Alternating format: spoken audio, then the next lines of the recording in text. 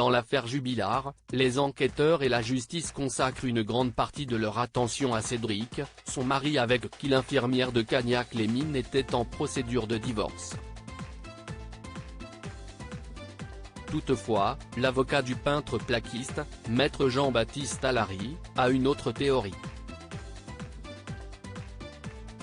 Dans l'édition du Nouveau Détective qui remonte au mois de janvier 2022, l'homme de loi avait présenté son idée, la compagne de l'amant de Delphine Jubilard aurait pu s'expliquer avec elle lors de la nuit fatidique du mois de décembre 2020.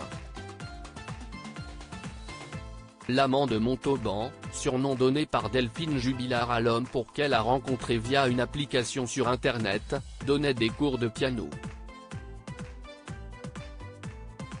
Il aurait utilisé son métier pour justifier de la présence de la jeune femme le jour où sa conjointe est rentrée chez elle à l'improviste, croisant alors la maîtresse du père de ses enfants.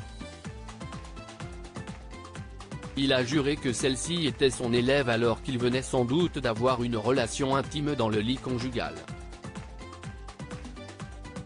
Quand elle a appris la vérité, on comprend qu'elle se soit sentie trahie, humiliée, estime l'avocat. Découvrant alors certainement que son mari la trompe, elle a envoyé plusieurs SMS à sa rivale. L'avocat les rapporte, la femme écrit « Écoute, tant que je suis dans cette maison, tu arrêtes et tu nous laisses tranquilles ». Delphine lui répond « Promis, je ne contacterai plus ton mari. Je vous respecte ». Toutefois, les amants auraient continué de s'écrire. Pour maître Allary, cela a pu provoquer la colère de la femme trompée. Il estime qu'elle aurait pu même vouloir une confrontation avec la mère de Louis Elia, ce qui expliquerait pourquoi la femme de Cédric Jubilard serait sortie en catastrophe de chez elle, alors que tout le monde dormait. Elle a très bien pu dire à son mari quelque chose comme « Tu commences à me faire chier, on va la voir, l'autre, et on va s'expliquer ».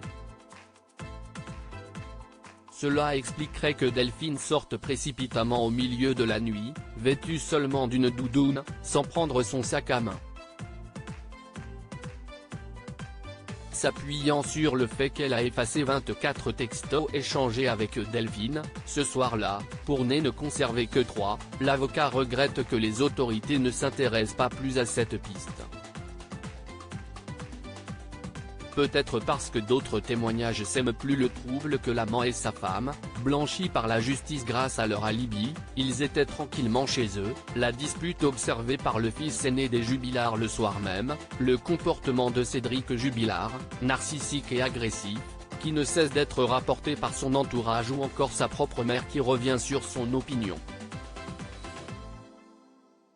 Pour l'accusation, un mobile présumé se dessine, la jalousie du suspect numéro 1. Il manque toutefois des preuves matérielles pour que la justice puisse tirer de véritables conclusions sur celui qui est en détention provisoire pour homicide par conjoint.